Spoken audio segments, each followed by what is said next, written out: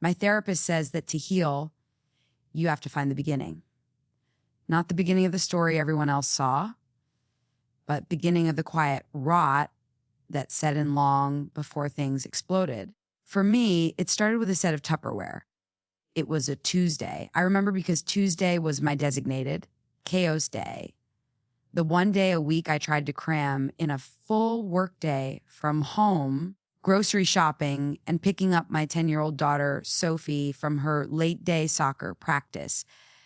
James, my husband, was supposed to be on Sophie duty, but a last-minute meeting had conveniently popped up. Again, I was wrestling a bag of leaking groceries onto the kitchen counter when the doorbell chimed. Through the frosted glass, I could see the unmistakable silhouette of my mother-in-law, Margaret. A sigh escaped my lips, heavy and involuntary. "Latifa, dear," she said as I opened the door, her voice a little too bright. She held up a large, insulated casserole dish. "I brought you dinner. I know how you struggle to manage everything." It wasn't a question. It was a declaration. You are failing, and I am here to fix it. "That's so thoughtful, Margaret, but you didn't have to."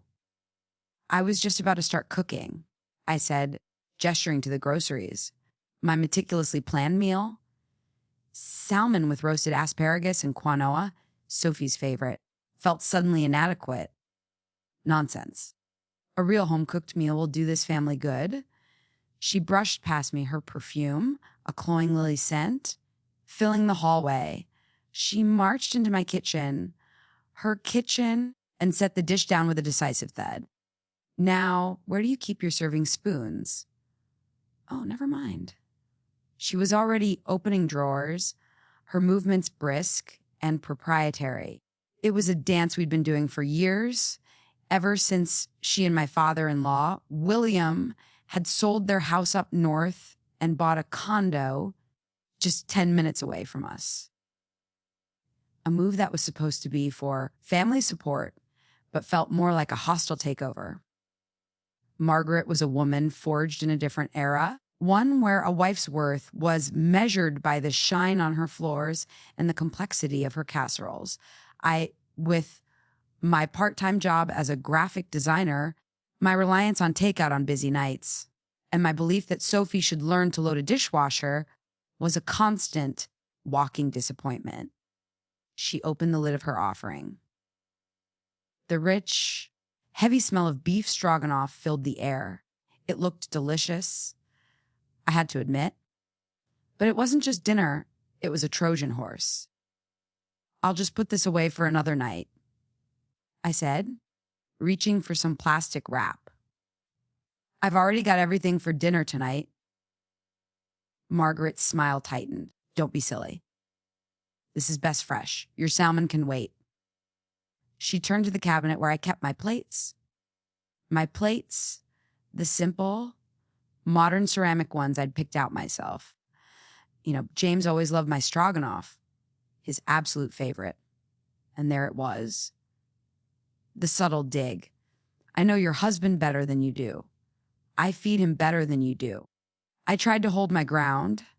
"I'm sure he does, but Sophie is really looking forward to the salmon." A dramatic, wary sigh. "You indulge that child too much, Latifa, always letting her have her way. Children need to learn to eat what's put in front of them." Before I could argue, the back door slid open and Sophie burst in, her face flushed from soccer, her cleats leaving muddy tracks on the floor I had just mopped that morning. "Grandma," she chirped, her face lighting up. She adored her grandparents, a fact that was both a blessing and a curse. "There's my little champion." Margaret could, opening her arms for a hug. She conveniently ignored the mud on the floor. Criticism was reserved for me alone. Over Sophie's head, Margaret's eyes met mine. They held a look of triumphant finality. Checkmate, we ate the stroganoff for dinner. James came home, took one look at the table and said, "Oh, Mom's stroganoff, awesome." He kissed her cheek. then gave me a perfunctory peck. I spent the meal pushing food around my plate, the silence in my own home feeling louder than any argument. The salmon sat in the fridge, a sad, pink reminder of my defeat. Later that night, as I was loading the dishwasher, a task Margaret always watched with hawk-like intensity, as if I might incorrectly place a fork and cause the entire machine to self-destruct. She started in on the kitchen. Dear, if you just organize this space a bit more logically, you'd find your workflow so much smoother. She opened my spice cabinet. For instance, why would you keep paprika next to the cinnamon? They're not even in the same flavor family. Spices should be alphabetical. It's the only way. I know where everything is. Margaret, this system works for me, but it's not efficient. She started pulling out jars, her bracelets jangling. Here, I can have this sorted in a jiffy. I felt a hot flush of anger creep up my neck. It was my home, my sanctuary, and she was treating it like a failing franchise she'd been sent to overhaul. Please don't, I said, my voice sharper than I intended. I like it the way it is. She stopped, a jar of cumin in her hand. She gave me a look of profound disappointment, the kind a saint might give a sinner. I was only trying to help, dear.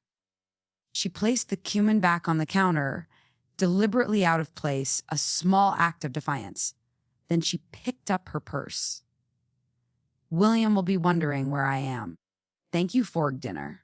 The implication hung in the air. Thank you for allowing me to feed your family properly.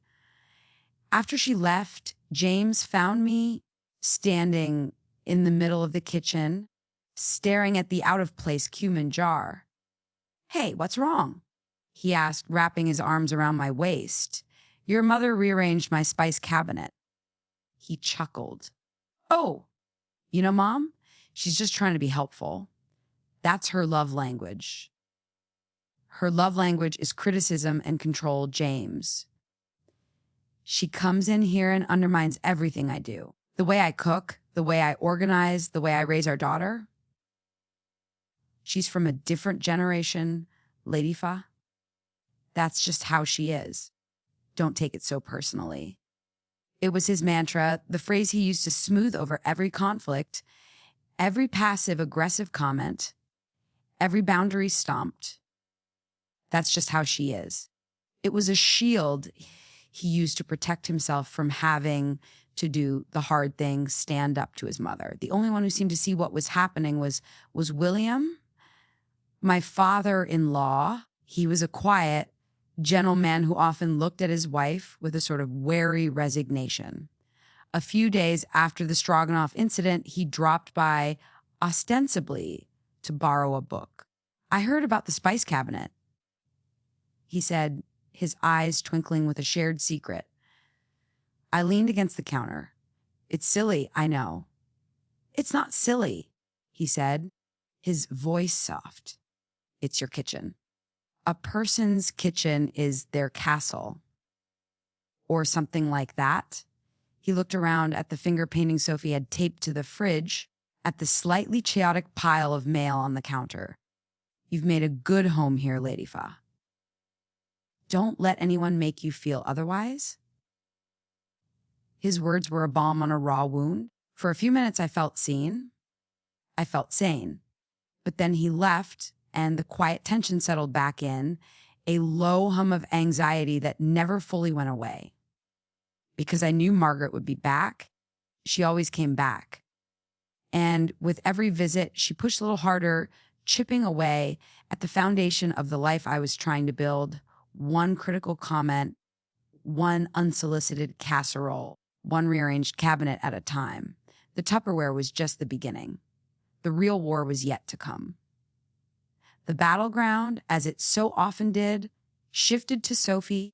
Margaret saw my daughter as a lump of clay she could mold into a miniature version of the woman she thought I should have been. My modern parenting focused on open communication, choices, and respecting Sophie's autonomy was, in Margaret's eyes, a recipe for disaster. "You're raising her to be soft," she'd say, watching Sophie meticulously color inside the lines of a drawing. In my day, children had chores, responsibilities. It built character. "She has chores." I'd reply, my teeth clenched. "She's responsible for her room and helping with the dog. I mean real chores, scrubbing floors, polishing silver, things that teach a girl how to run a proper household." It was maddening. But the real danger began subtly, wrapped in the guise of grandmotherly affection. It started with food. I believed in a balanced diet, limiting processed sugars and junk food. Margaret believed that withholding a cookie was tantamount to child abuse. She'd arrive with bags of candy, cheap plastic toys, and sugary cereals shaped like cartoon characters. "A little treat for my special girl," she'd announce, pointedly avoiding my gaze. When I tried to intervene, explaining that we were trying to teach healthy habits, she'd wave a dismissive hand. "Oh, a little sugar never hurt anyone. You're too strict, Latifa. Let the girl live a little." In front of Sophie, she'd frame me as the villain, the fun police. "Grandma brought you some chocolate, sweetie, but your mommy says no. We have to obey mommy, don't we?" The words were syrupy sweet, but the message was poison. Your mother is the one who denies you joy. I am the source of all good things. Sophie, caught in the middle, grew confused. She'd look from my face to her grandmother's, a little line of worry creasing her brow. Then came the diagnosis. It happened on a play date. Sophie was at a friend's house, and the mom served peanut butter sandwiches. Minutes later, I got a frantic call. Sophie was covered in hives, her breathing shallow. We rushed her to the emergency room, my heart pounding against my ribs in a terrifying rhythm. The doctor's words were stark and unequivocal. This was a significant allergic reaction. Sophie has a severe, life-threatening allergy to all tree nuts and peanuts. Our world changed overnight. We purged our pantry, read every label, and bought 2 EpiPens. I sat down with everyone. Teachers, friends, and of course, James's parents, and explained the gravity of the situation. I showed them how to use the EpiPen. I wrote down the list of ingredients to avoid. I stressed that even cross-contamination, a knife used for peanut butter and then jam, could trigger a reaction.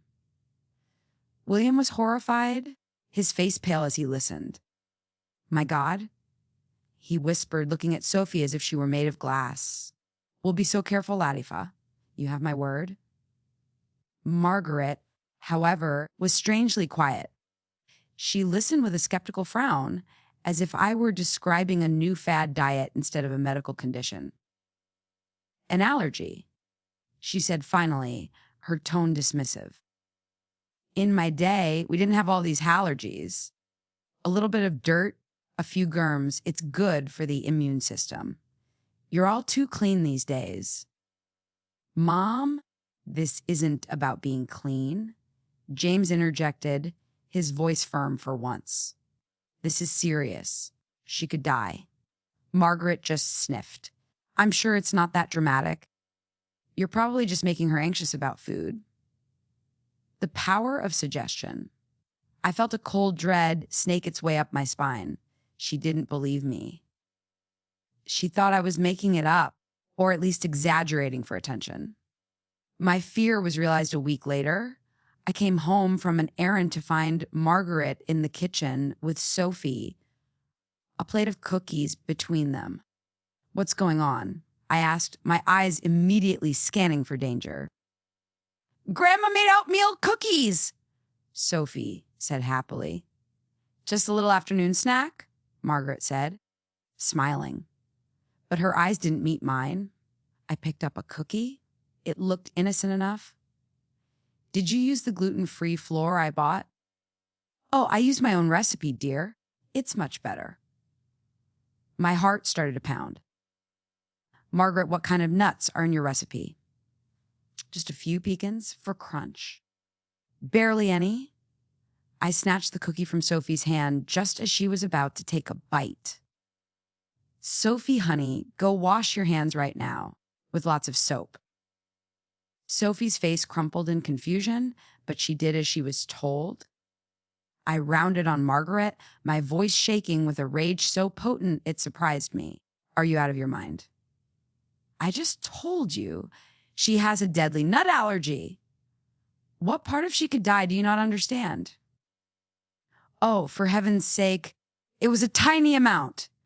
She snapped, her victim act evaporating. I was just trying to build up her tolerance. That's how you get over these things. A little exposure at a time. I read about it.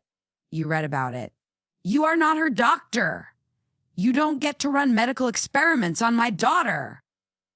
The sheer arrogance, the gall of her to think she knew better than a team of ER doctors, was staggering. My trust in her, already paper thin, completely disintegrated. From that day on, I operated on high alert. I told Sophie she was never to accept food from Grandma unless I checked it first. I put a small lock on the pantry door, a move that felt insane but necessary. When Margaret saw the lock, she scoffed. Goodness, Latifa, what is this? Fort Knox. Are you that afraid I'll give your daughter a piece of fruit? She turned to Sophie, who was standing nearby. Your mommy has to control everything, doesn't she, sweetie? It's a shame you can't have a normal childhood. She was actively trying to turn my daughter against me, painting me as a neurotic, controlling monster, all while positioning herself as the fun, benevolent grandmother who was being unfairly persecuted. I begged James to intervene. You have to talk to her, James. This is dangerous. She's not listening to me. She's going to kill our daughter, and she'll do it with a smile on her face, convinced she's helping. He sighed, running a hand through his hair. The familiar, wary look was back on his face. I'll talk to her, okay? I'll make sure she gets it. But you have to admit, a lock on the pantry is a little extreme. Dad is always there when she's with Sophie. He wouldn't let anything happen. He didn't get it. He couldn't or wouldn't see the malice behind his mother's actions. He still believed she was just a bumbling, old-fashioned woman who meant well. He saw her as a product of her generation, while I saw her for what she truly was, a narcissist who'd not stand to have her authority questioned, even if it meant risking her own granddaughter's life. I felt a profound sense of loneliness, a chilling isolation. I was the only one standing guard, the only one who saw the wolf hiding in grandmother's clothing. And I was terrified that one day I would blink and it would be too late. The weeks leading up to Sophie's 10th birthday party were a masterclass in Margaret's psychological warfare. She'd call with helpful suggestions that were really just criticisms in disguise. Latifa, dear, are you sure you want a bouncy castle? They're so common. For Sophie's 10th, you should have something more refined. Perhaps a string quartet. Or on the guest list, you invited the Henderson boy. His mother is sog loud. Are you sure he's the right sort of influence for Sophie? Each call was a tiny pinprick designed to deflate my confidence and assert her superior judgment. I learned to handle her with short, non-committal answers. Thanks for the suggestion, Margaret, but we've already booked it. Yes, Margaret, we're happy with the guest list. James, bless his conflict, avoidant heart, saw these as simple disagreements. She's just trying to be involved. Honey, it's a big milestone. No, James. I'd say my patience wore into a nub. She's trying to take cake over. There's a difference.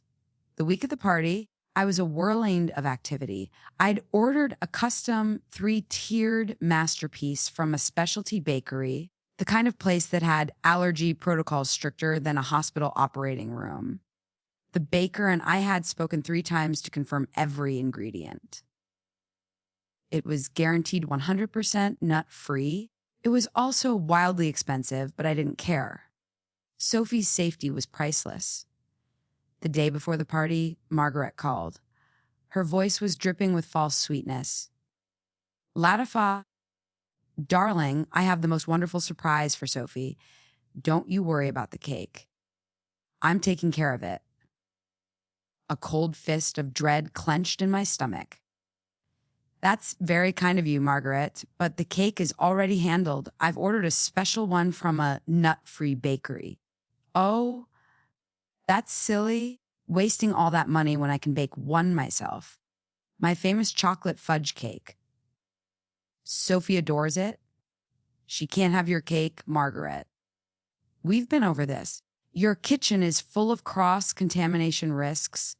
Flour, nuts, everything. It's not safe. There was a pause.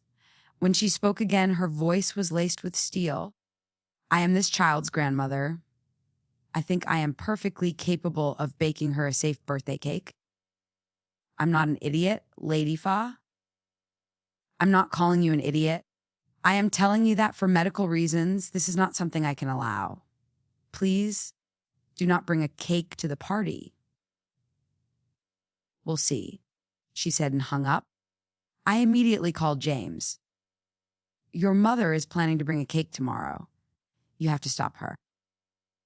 I'm sure she was just offering, he said, his voice maddeningly calm. She wouldn't actually do it after you told her not to. Yes, she would. James, are you listening to me? She thinks she's going to cure Sophie by exposing her to nuts. She told me so herself. This is not a misunderstanding. It's deliberate.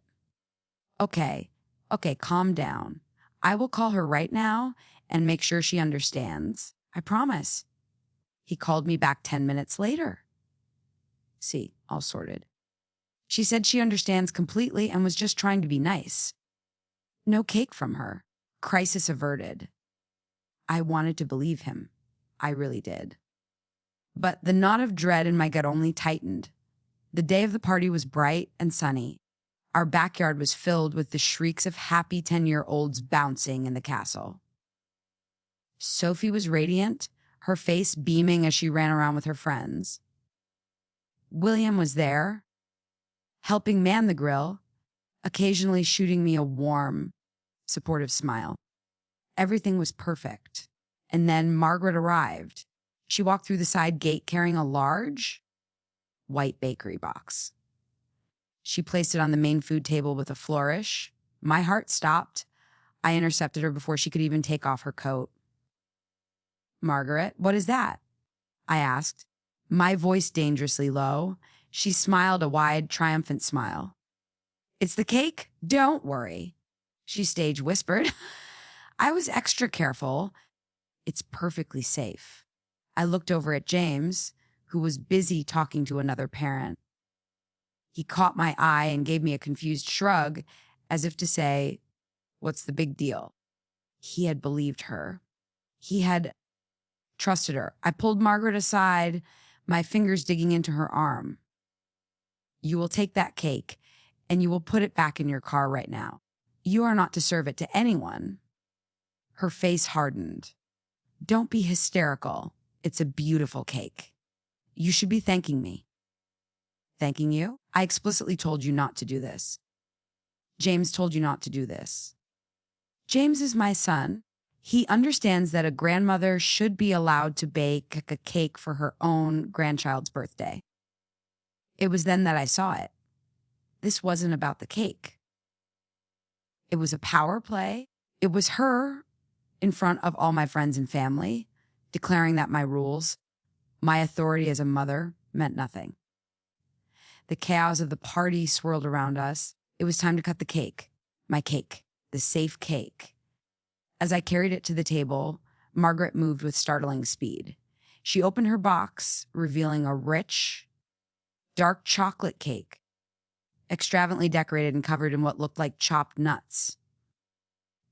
"Let's have Grandma's special cake first, shall we?" she announced to the crowd of children gathering around.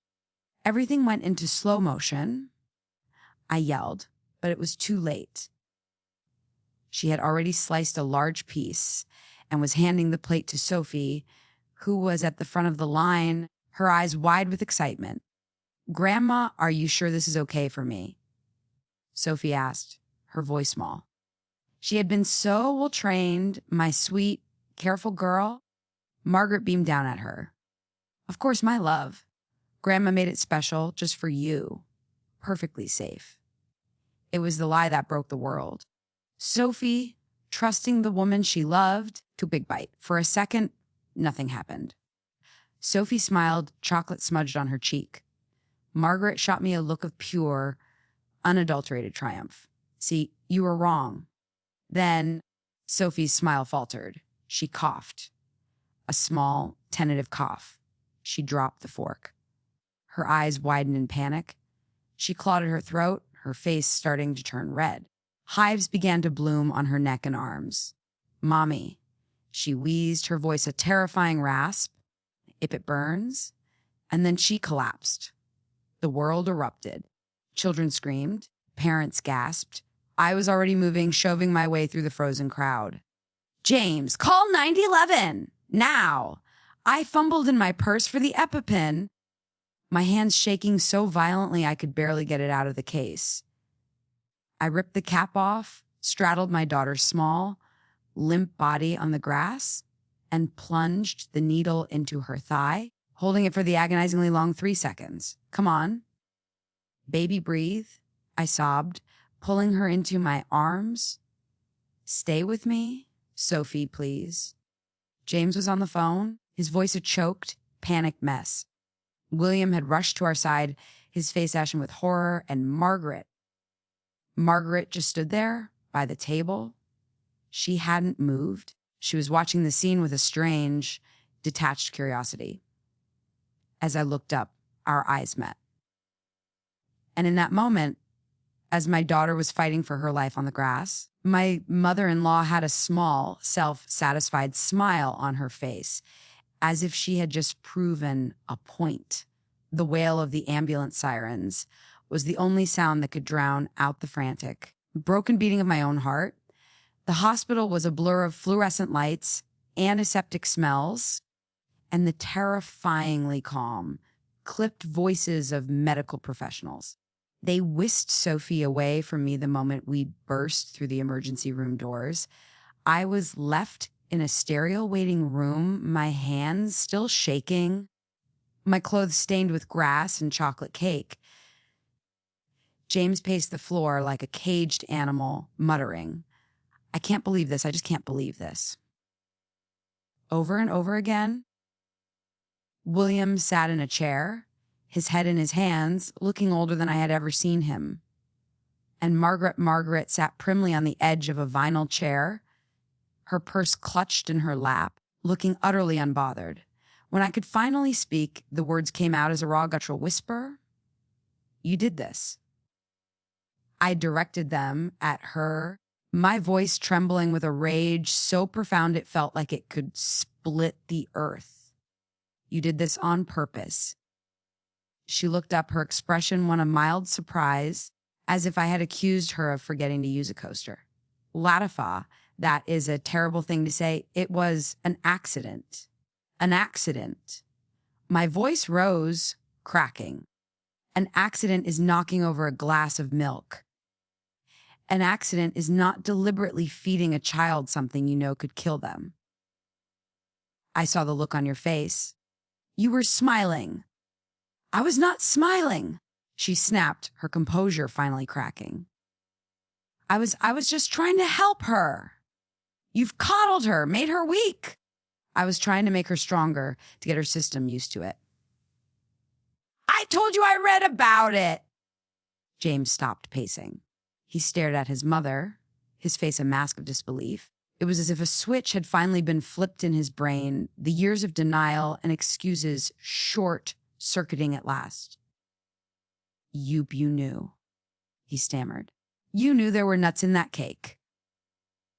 Of course I knew, James, she said, her voice dripping with condescension. It was a chocolate walnut cake. My specialty. The walnuts are the best part. Bup, you told me you understood. You promised me you wouldn't bring a cake. And what was I supposed to do? She demanded, her voice rising to a shrill peak. Let her have that ridiculous sterile thing Ladyfa bought. Let my only granddaughter have a birthday without a proper homemade cake. I did what any loving grandmother would do. It's not my fault the child is sob fragile. That was it. The final horrifying piece, she felt no remorse, no guilt. In her twisted reality, she was the hero, and Sophie's near-death experience was simply a footnote in her crusade against my parenting. James staggered back as if he'd been physically struck. My God, Mom, what have you done? It was William who spoke next. He slowly lifted his head from his hands, and the look on his face was one I'll never forget. It was a look of complete and utter disillusionment, the expression of a man realizing the person he had spent 40 years of his life with was a stranger. That's enough, Margaret, he said, his voice quiet but carrying an undeniable weight of finality. Not another word. A doctor finally came out to speak to us. The words stabilized. Epinephrine worked. And keeping her for observation washed over me, the relief so overwhelming it made me dizzy. Sophie was alive. My baby was going to be okay. The moment I knew she was safe, something inside me shifted. The fear and panic receded, and in their place, a cold, hard clarity settled. I looked at the woman who had almost taken my daughter from me, and I knew that this could never, ever happen again. There were no more second chances. No more excuses. No more. That's just how she is. I walked over to James, my steps steady for the first time in hours. I want her gone, I said, my voice low and clear, nodding toward Margaret. No. James didn't even hesitate. He looked at his mother, his eyes now cold and hard. Did you hear her, Mom? Get out. Go home. James, Margaret shrieked, clutching her purse to her chest. You can't be serious. I am your mother. You are a danger to my child. He shot back, his voice raw. You are not to come near Sophie again. You are not to come to our house. You're not to call. Are we clear? For the first time, a flicker of fear appeared in Margaret's eyes. She looked to William for support, but he wouldn't even meet her gaze. He just slowly, deliberately shook his head. She had lost her allies. She was alone. She stormed out of the waiting room, muttering about our ingratitude. The silence she left behind was heavy, filled with the ruins of our family. When they finally let us in to see Sophie, she was small and pale in the oversized hospital bed, hooked up to monitors that beeped softly. She gave us a weak smile. Mommy, she whispered, her voice hoarse. Grandma lied. Tears streamed down my face as I kissed her forehead. I know, baby, I know. But you're safe now. I will never let anyone hurt you again. I promise. And it was a promise I intended to keep. Later that night, after James taken a distraught William back to the condo, I sat by Sophie's bedside, watching her sleep. The fight was far from over. A restraining order wasn't enough. An apology she would never give was worthless. What she had done was more than just a family squabble. It was a crime. I pulled out my phone and looked up the number for the local police department. Then I began to search for lawyers specializing in child endangerment cases. The shock had worn off, and what remained was a mother's rightest fury. Margaret hadn't just baked a cake. She had committed an act of violence against a child, and I was going to make sure she faced the consequences. Justice was coming, and I would be the one to deliver it. The days that followed were a strange mix of quiet recovery and furious action. Sophie came home from the hospital, physically fine but emotionally scarred. She had nightmares. She became fearful around food, meticulously questioning every single thing I served her. We found a wonderful child therapist who specialized in trauma and slowly, gently began the process of helping her heal. At home, the dynamic between James and me had fundamentally changed. The scales had fallen from his eyes, and the man who emerged was filled with a regret so deep it was painful to watch. He was consumed by guilt for not listening to me, for not protecting Sophie from his own mother. "I'm so sorry, Latifa," he said one night, his voice thick with unshed tears. "I defended her. I made excuses. I let this happen." "We both did," I said. "And I meant it. I had been too patient, too willing to keep the peace. But we're not letting it happen anymore. We're a team now. You and me and Sophie. That's the only team that matters." William became our quiet anchor. A few days after the incident, he showed up at our door with a suitcase. "I've left her," he said simply. "I'm staying at a hotel for now. I've filed for divorce." He looked at me, his eyes filled with a profound sadness. 40 years, Latifa? I spent 40 years making excuses for her, telling myself her heart was in the right place. But what she did to Sophie, a person's heart, isn't in the right place when they can do that. There's no coming back from that. He became a constant, gentle presence in Sophie's life, taking her to the park, reading with her, slowly rebuilding her sense of safety and trust in the world. He was everything a grandparent should beg, a source of unconditional love and unwavering protection. Meanwhile, I was on a warpath. I met with a lawyer, a sharp, no-nonsense woman named Ms. Davies.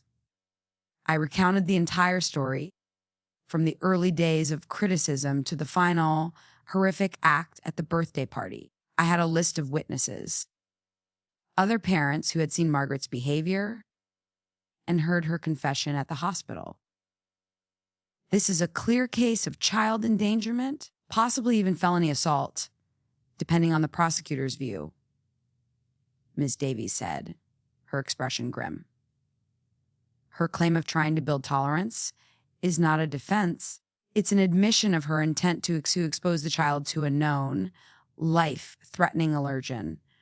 We will pursue this with the full force of the law. James and I filed a police report. The investigation was swift. The other parents from the party gave statements. The hospital provided medical records. Margaret was formally charged. Her reaction was one of indignant fury. She hired a lawyer who tried to paint her as a doting, misunderstood grandmother and me as an unhinged, vindictive daughter-in-law. They tried to claim it was all a tragic accident, but the evidence was irrefutable. Her own words, overheard by multiple people at the hospital, were her undoing. The story of her smiling as my daughter collapsed became a key piece of testimony. The legal process was grueling. It dredged up all the pain and fear, forcing us to relive that horrible day over and over. But every time I felt my resolve waver, I would look at Sophie and I would find my strength again. This was for her. This was to ensure that no one would ever doubt the validity of her safety needs again. This was to show her that when someone hurts you, you don't stay silent. You fight back. 6 months later, we were in court. Seeing Margaret sitting across the room, looking small and bitter, didn't give me the satisfaction I thought it would. I just felt a deep, hollow sadness for the family that could have been. She was found guilty. The judge was unsparing in his sentencing. Your actions, born of arrogance and a chilling disregard for the well-being of a child, are reprehensible," he said, his voice booming through the silent courtroom.